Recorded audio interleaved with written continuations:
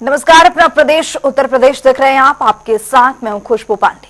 Delhi NCR समेत देश के कई राज्यों में लोगों को प्रदूषण की मार झेलनी पड़ रही है। एक और जहां दिल्ली एनसीआर में क्यूआई गंभीर श्रेणी में बना हुआ है, बात करें तो यूपी की, तो यहां की भी वायु प्रदूषण लगातार देखा जा रहा है। प्रदूषण से बच्चों को हानि ना हो, इसके लिए स्कूलों को बंद करने के आदेश दिए गए हैं।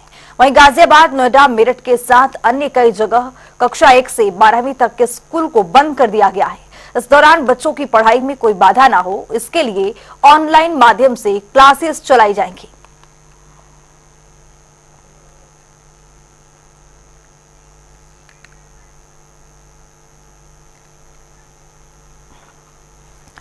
ये 3 तस्वीर आपके सामने है। किस तरह से गाजियाबाद में पूरी तरह से जो धुएं का गुबार है वो देखने को मिल रहा है। पूरी तरह से जो परत दर परत देखी जा रही है कि कोहरा किस तरह से बना हुआ है।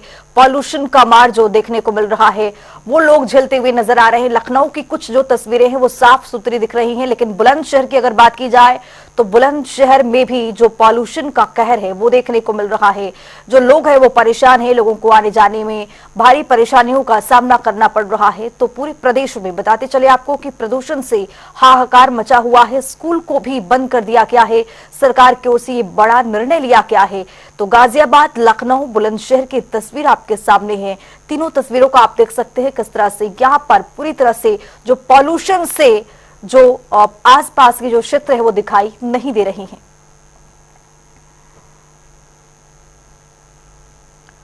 तो स्कूल को बंद कर दिया गया है। बताते चले आपको कि पॉल्यूशन के अधिक परत जमने की वजह से सरकार की ओर से एक बड़ा फैसला लिया गया है और प्रदूषण से पूरे प्रदेश में हाहाकार मचा हुआ है। गाजियाबाद की तस्वीर आप देख सकते हैं कि जो तस्वीर में कुछ भी साफ तरीके से दिखाई नहीं दे रहा है। हालांकि जो लखनऊ की तस्वीर है वो कुछ साफ सुथरी दिख रही है, लेकिन बुलंदशहर की तस्वीर आप देख सकते हैं किस तरह से जो प्रदूषण की परत है वो देखने को मिल रही है। इसी खबर पर हमारे वरिष्ठ सहयोगी टीएन मिश्रा जी हमारे साथ जुड़ चुके हैं। टीएन मिश्रा जी, चाहे कहीं से भी तस्वीरें निकल करके सामने आ रही हो, लखनऊ, बुलंदशहर, आगरा, मेरठ, कहीं की भी अगर तस्वीरें निकल करके आ रही हैं, तस्वीरें बिल्कुल एक तरह ही दिखाई दे रही हैं। सामने में कुछ दिखाई नहीं दे रहा है। सरकार का बड़ा फैसला लिया गया है कि स्कूलों को बंद कर दिया गया है, लेकिन इस पर निजात कब तक पाने के लिए सरकार की ओर से क्या पहल की जा रही है? देखिए, सरकार को जो है खुशबू पहल करनी चाहिए थी। दिवाली में पटाखे कम से कम जलाए जाएं। सबसे ज्यादा इंडेक्स बिगड़ी वो दिवाली के बाद से बिगड़ी। दिवाली के बाद से पूरे हफ्ते भर पटाखों का सिलसिला जारी रहता है और वो बढ़ता है। पराली जलाई जा रही है जगह जगह पर, उसका एयर क्वालिटी इंडेक्स खराब होता है। तो एयर क्वालिटी इंडेक्स खराब होने का अहम कारण पटाखे और पराली के हैं, और प्लस जो धुआं, जो कूड़ा जला देते हैं उससे भी, पॉलीथीन जला रहे हैं उससे एयर क्वालिटी इंडेक्स बिगड़ रही है। अब लखनऊ के यहाँ लालबाग का एयर क्वालिटी इंडेक्स 307 है, जो सबसे ज्यादा है। अलीगंज यहाँ का 285 एयर क्वालिटी इंडेक्स है। ताल कटोरे में 262 है। मैं इस समय जहाँ खड़ा हूँ 1090 चौराहा सबसे अच्छा इलाका कहा जाता है, वहाँ की 153 एयर क्वालिटी इंडेक्स है। तो हवा में जो ओजोन के कण है, सल्फर डाइऑक्साइड है, नाइट्रोजन है, कार्बन मोनोऑक्साइड है, पार्टिकुलेट मैटर्स है, और तो इनसे कण बढ़ने के बाद ये प्रदूषण बढ़ता है और लोगों को सांस लेने में दिक्कतें पैदा होती हैं। और डॉक्टर भी कह रहे हैं कि मास्क लोग लगा के चलें।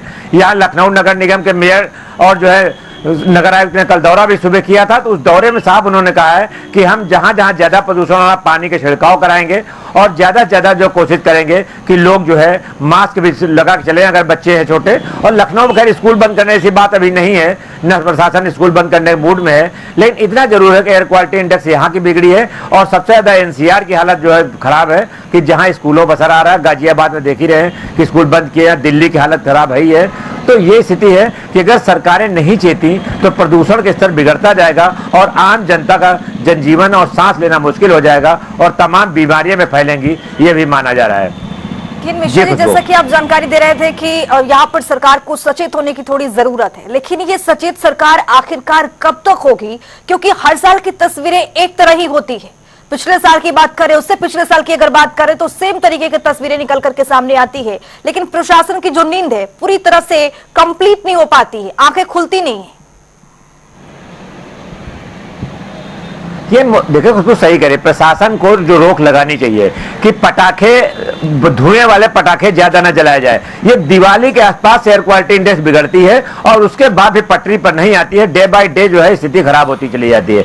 लेकिन सरकार कोई पटाखों पर रोक नहीं लगाती। पटाखा फैक्ट्री वालों की इतना बड़ा रैकेट है कि वो उनकी साठगांठ है, उसको रोक नहीं लगती है और करोड़ों के पटाखे जलाए जाते हैं। उसका परिणाम, दुष्परिणाम सामने आता है कि प्रदूषण बढ़ता है और फिर पूरे प्रदेश में हवा खराब होती है और आम जनता का सांस लेना मुश्किल हो जाता है। इसमें जनता भी भागीदार है, ऐसा नहीं है पटाखे छुड़ाती जनता ही है, लेकिन जनता भी उस समय नहीं चेतती है। चेतती तब है जब प्रदूषण बढ़ता है, मानक बढ़ते हैं और उसको पता चलता है पॉल्यूशन बढ़ गया है, लेकिन तब तक हाथ से तीर निकल चुका होता है और ये स्थिति दोबारा वापस फिर नहीं आ पाती है। अब सरकार को पानी के छिड़काव कराना, जगह जगह जो है स्थितियां ठीक करने, अब पराली न जलाने निर्णय करना पड़ रहा है, लगातार कहना पड़ा, और कूड़ा मत जलाएं इस पर निर्देश जारी किए जा रहे हैं। तो इन स्थितियों को रोक करके कुछ स्थिति कंट्रोल की जा सकती है, लेकिन आम जनता को भी चेतना होगा और सरकार को कड़े निर्देश लेने पड़ेंगे और कड़ा निर्णय ही लोगों को सतर्क करेगा। क्योंकि यूपी की जनता साधारण भाषा नहीं मानती है, जब तक कड़ा निर्णय नहीं होगा तब तक यहाँ पर कोई असर नहीं पड़ेगा। जी बिल्कुल।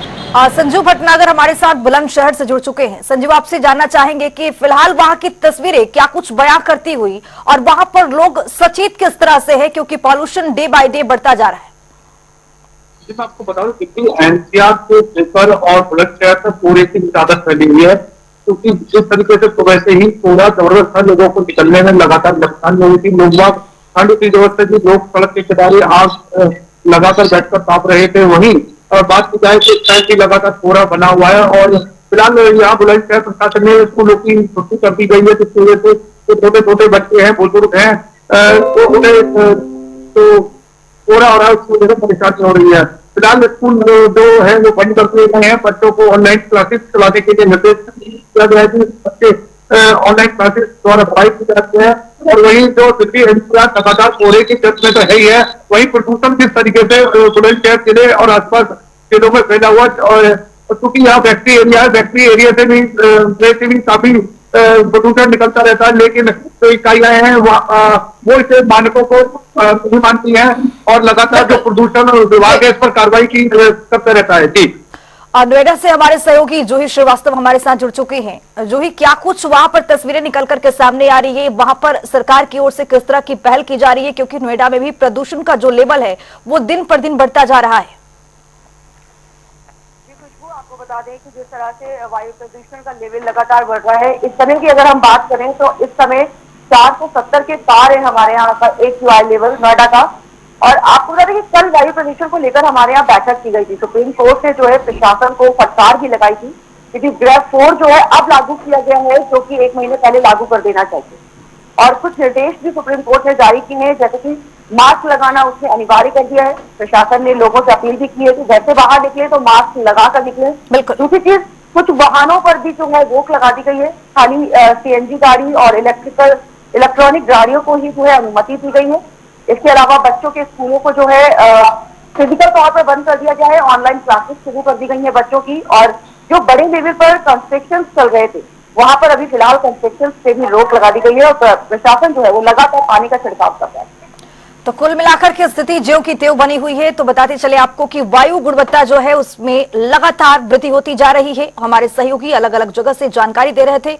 आप सभी का बहुत शुक्रिया तमाम जानकारी साझा करने के लिए। तो आपको बताते चले कि कई जगहों पर प्रदेश में स्कूल को बंद कर दिया गया है, लेकिन अभी भी सरकार कई जगहों पर प्रदेश में स्कूल बंद नहीं कर पाई है। वायु प्रदूषण पर लगातार यहाँ पर कई तरह के बड़े फैसले लिए जा रहे हैं। सुप्रीम कोर्ट की बात करें या फिर सरकार की ओर से बात करें, कई पहल की शुरुआत हो रही है, लेकिन अभी भी जो सूचकांक है वो उसकी स्थिति बढ़ती जा रही है।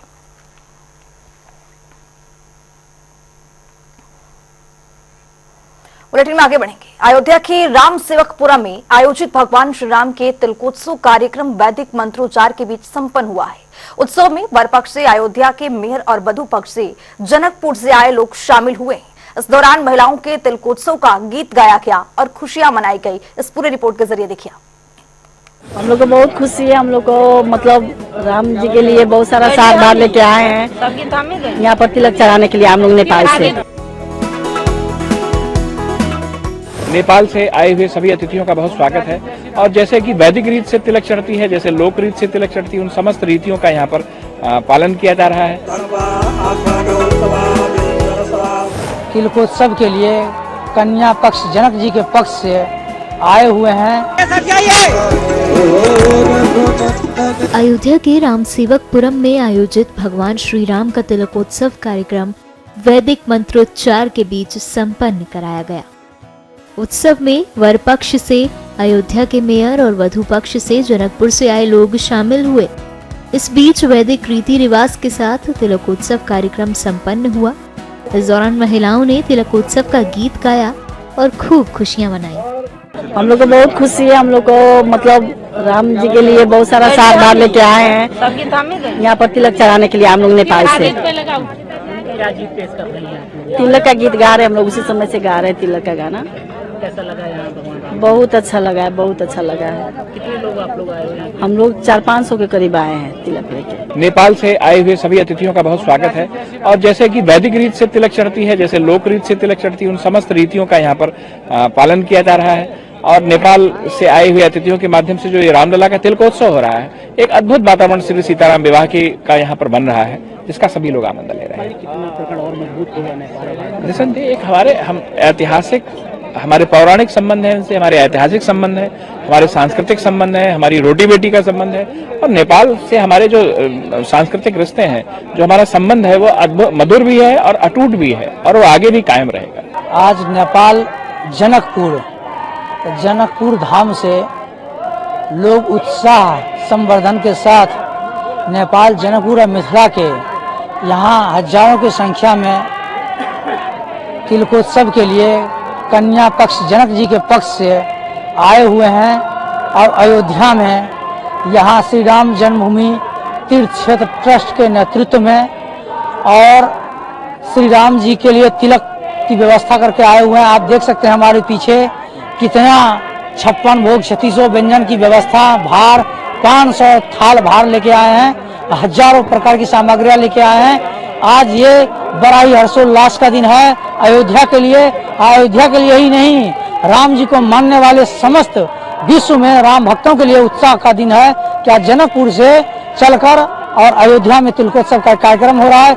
ऐसे कार्यक्रम में हम अयोध्या के साधु संत महंत धर्माचार्य तथा यहाँ के गणमान्य सदस्य, प्रतिनिधि, शासन प्रशासन सभी लोग उसका जो है उस कार्यक्रम में सम्मिलित हैं और हर्षोल्लास के साथ उत्सव मना रहे हैं।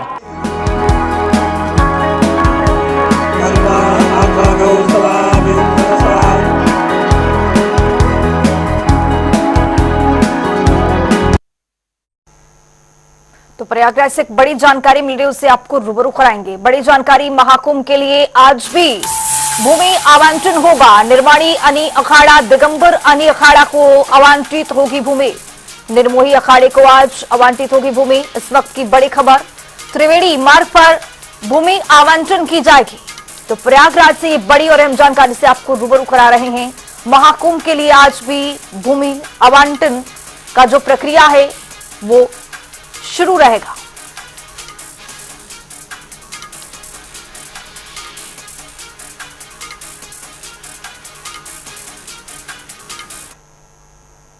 कानपुर देहात से एक बड़ी जानकारी मिल रही है, उससे भी आपको रूबरू कराएंगे। बड़ी जानकारी, कानपुर देहात में दबंगों ने किसानों पर हमला किया है। दबंगों ने 2 किसानों पर हमला किया है। किसानों पर असलह से फायरिंग की है। परिजनों ने घायलों को अस्पताल में हालांकि पहुंचा दिया है, भर्ती कराया गया है। पुलिस ने शिकायत दर्ज कर इस पूरे मामले की तफ्तीश कर रही है। तो कानपुर देहात से ये बड़ी जानकारी आपको दे रहे हैं। कानपुर देहात में दबंग बेखौफ हो गए हैं। दबंगों ने 2 किसानों पर हमला कर दिया है। हालांकि ये क्या कुछ पूरा मामला है, ये देखना दिलचस्प होगा। यहाँ हमारे बाबा अमरजीत सिंह और दादा हमारे सुरेंद्र सिंह अपने खेत की पराली साफ कर रहे थे। वहाँ पर जगबीर सिंह, स्वर्गीय बदन सिंह, अरविंद सिंह, स्वर्गीय मुनीम सिंह, बबलू उर्फ दिनेश सिंह, स्वर्गीय रामधार सिंह, सीबू सनाब राजू सिंह, 4 लोग वहाँ आए, गाली गलौज करने लगे कि हम तुम्हारा खेत नहीं साफ करने देंगे, न बोने देंगे। तो इन लोगों ने, 4 लोगों ने मिलकर इनके ऊपर हमला कर दिया और कुल्हाड़ी मार दी और कट्टे से फायरिंग भी की। और ये 4 लोग हिस्टे सीटर अपराधी हैं और थाने आए हैं, थाने में देखो कार्रवाई हो रही है। अभी थाने में हैं हम इस समय और पुलिस कह रही है कार्रवाई करने के लिए। अब क्या कार्रवाई कर रही है? हाँ, एक अपराधी को गिरफ्तार किया है, जगबीर सिंह को, और बाकी 3 लोग फरार हैं और इनको पुलिस अभी तक कोई पकड़ने नहीं जा रही है। हमारे सहयोगी गौरव शुक्ला हमारे साथ जुड़ रहे हैं। गौरव, क्या कुछ जानकारी मिल पा रही है? आखिरकार ये पूरा मामला क्या है, पूरा मसला क्या है इस लड़ाई का? देखिए खुशबू, आपको बता दूं पूरा मामला जो है शिवली कोतवाली क्षेत्र के ज्योति गांव का है, जहां पुरानी रंजिश के चलते कुछ दबंगों ने किसान जो खेत पर पराली साफ कर रहे थे उन पर हमला बोल दिया। और हमला इस कदर बोला, चूंकि धारदार हथियार से हमला किया तो वो लहूलुहान हालत में वहां पर पड़े मिले। जब शोर शराबा सुनकर परिजन वहां पर मौके पर पहुंचे तो उन जो किसान बुजुर्ग थे वो घायल अवस्था में मिले। उन्होंने ले जाकर उनका अस्पताल में इलाज करवाया। पुलिस को सूचना दी, पुलिस मौके पर पहुंची और मेडिकल कराते हुए जो एक दबंग था उसको गिरफ्तार कर लिया और गंभीर धाराओं में क्या ये पहले से कोई लड़ाई झगड़ा का मामला था क्या? बिल्कुल खुशबू, आपको बता दूं कि ये पुरानी रंजिश है। इससे पहले भी जमीन को लेकर के विवाद हुआ था। इससे पहले 2 बार विवाद हो चुका है। शिवली कोतवाली में इसके खिलाफ शिकायत भी की गई थी। जानकारी के मुताबिक ये अपराधी जो है इसके सीटर है और यही वजह है इन पर एक कड़ी कार्रवाई न होना इनके हौसलों को लगातार बुलंद करता रहा, जिसके चलते आज भी उन्होंने इस पूरे घटना को अंजाम दिया। जी बहुत शुक्रिया गौरव शुक्ला तमाम जानकारी साझा करने के लिए। तो कानपुर देहात में दबंगों का खौफ दिखा क्या है? दबंगों ने 2 किसानों पर हमला बोल दिया है। अब बुलेटिन में रुख करेंगे फटाफट खबरों का। विशेष सचिव कुलदीप कुमार स्टॉकी ने पैसिफिक मास्टर्स गेम से लहराया तिरंगा। 1 स्वर्ण और 2 कांसे के साथ यूपी का नाम किया है रोशन। परिवार, मित्र और कोच का जताया आभार। कासगंज में गांव के बाहर पड़ा मिला किसान का शव। परिजनों ने जताई है गला दबाकर हत्या की आशंका। पुलिस ने मृतक के शव को भेजा पोस्टमार्टम के लिए। कासगंज में कॉलेज में तिलक लगाकर और कलावा बांधकर छात्रों के आने पर रोक। अखिल भारतीय विद्यार्थी परिषद के कार्यकर्ताओं में भारी आक्रोश, धरना प्रदर्शन जारी। फर्रुखाबाद में खोए हुए मोबाइल पुलिस ने किए बरामद। 22 लाख रुपए की बताई जा रही कीमत। मोबाइल पाकर मोबाइल धारकों के खिले चेहरे, पुलिस का धन्यवाद किया। आजमगढ़ में एक व्यक्ति ने दूसरे व्यक्ति पर पेट्रोल डालने का किया है प्रयास। पुलिस कर रही मामले की कार्रवाई। फर्रुखाबाद में राजपूत रेजिमेंट के लेफ्टिनेंट कर्नल ने संदिग्ध परिस्थितियों में फांसी लगाकर किया आत्मदाह। फांसी के फंदे पर लटका था शव। पुलिस ने शव का कराया है पोस्टमार्टम। बरेली में जिलाधिकारी ने नगर पंचायत मीरगंज की ओर से संचालित कान्हा गौशाला और बेसहारा पशु आश्रय स्थल का किया है निरीक्षण। गौवंशों को ठंड से बचाने के लिए आवश्यक व्यवस्थाएं करने के निर्देश। बरेली में रेचांगला सीरीज के पहले लोकोमोटिव को दिखाई गई हरी झंडी। कुमाऊं रेजिमेंट के शहीद युद्ध नायकों को किया गया समर्पित। मिर्जापुर में निष्पक्ष चुनाव कराए जाने की मांग को लेकर के सपा के प्रतिनिधि मंडल ने उप जिला निर्वाचन अधिकारी को सौंपा है पत्र। ईवीएम में जताई धांधली की आशंका। मिर्जापुर में पुलिस ने असलाह की तस्करी करने वाले गिरोह के 3 शातिर आरोपियों को किया है काबू। कब्जे से 3 अवैध तमंचा और एक पिस्टल किया है बरामद। पुलिस ने मामला दर्ज कर आगामी कार्रवाई शुरू की। मैनपुरी में कलेक्ट्रेट परिसर स्थित एनआईसी के वीडियो कॉन्फ्रेंसिंग रूम में लगी है भीषण आग। डीएम और एसपी सहित कई बड़े अधिकारी मौके पर मौजूद। बहराइच में सपा के पूर्व विधायक ने बीजेपी विधायकों पर लगाए गंभीर आरोप। बीजेपी विधायक ने आरोपों को बताया है निराधार। फतेहपुर में बेकाबू रोडवेज बस ने बाइक सवार को कुचला। हादसे में एक की मौत, दूसरा गंभीर रूप से घायल। पुलिस ने शव का कराया है पोस्टमार्टम। फर्रुखाबाद में स्कूल बस ने बाइक में मारी है टक्कर। महिला की मौत, पति और बच्ची हुई घायल। प्रतापगढ़ में बीते दिनों हुई मारपीट की घटना में पुलिस ने 9 आरोपियों को खिलाफ किया है मुकदमा दर्ज। 8 आरोपियों को किया है काबू। फर्रुखाबाद में भव्य रूप से आयोजित किया गया है सामूहिक विवाह समारोह। 75 जोड़ों ने लिए 7 फेरे। विधायक सहित जिलाधिकारी मौके पर मौजूद। एटा में जमीन विवाद को लेकर 2 पक्षों में जमकर चले ईंट और पत्थर। घटना का वीडियो सोशल मीडिया पर जमकर हो रहा वायरल। एटा में शराब के नशे में धूत बाइक सवार 2 व्यक्ति बाइक सहित नहर में गिरे। स्थानीय लोगों ने रेस्क्यू कर निकाला है बाहर। दोनों को आई गंभीर चोटें। कन्नौज में स्वच्छ भारत मिशन कार्यक्रम के निदेशक का औचक निरीक्षण। गांव की सफाई व्यवस्था और कूड़ा निस्तारण प्रबंधन पर जताई है संतुष्टि। औचक निरीक्षण से विकास विभाग में मचा है हड़कंप। देवरिया में पुलिस ने किया है हत्या की घटना का खुलासा। हत्या के आरोपी को किया है गिरफ्तार। आगे की कार्रवाई में जुटी है पुलिस। फिलहाल इस बुलेटिन में अभी के लिए इतना ही। देश और दुनिया की तमाम खबरों के लिए बने रहिए जनता टीवी के साथ।